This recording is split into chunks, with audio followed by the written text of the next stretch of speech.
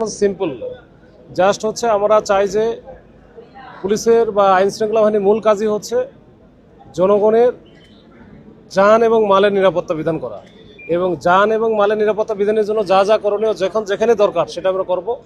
এখানে যেহেতু আলোচিত এটা একটা অঞ্চল, এখানে কিন্তু আসলে রাষ্ট্রের ভিতরে রাষ্ট্র ছিল আমরা শুনেছি। আবার এর আগে ইতিপূর্বে একটা র্যাবের একটা ঘটনা ঘটেছিল, এখানে একজন র্যাবের ডিএডি তাকে মেরে ফেলা হয়েছিল।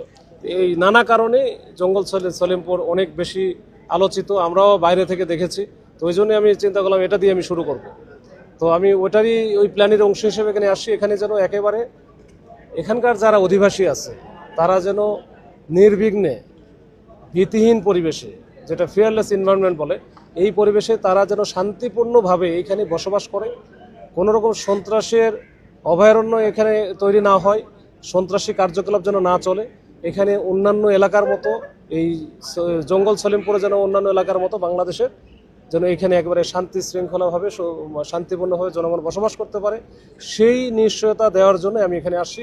এবং এটার জন্য যা যা করণীয়, এখানে যে যে প্রতিবন্ধকতা আসবে, ইনশাল্লাহ আমরা আইন শৃঙ্খলা বাহিনীর সদস্য হিসেবে সেটা আমরা চেষ্টা করব প্রতিরোধ করার জন্য, একেবারে সর্বাত্মক প্রতিরোধ হবে।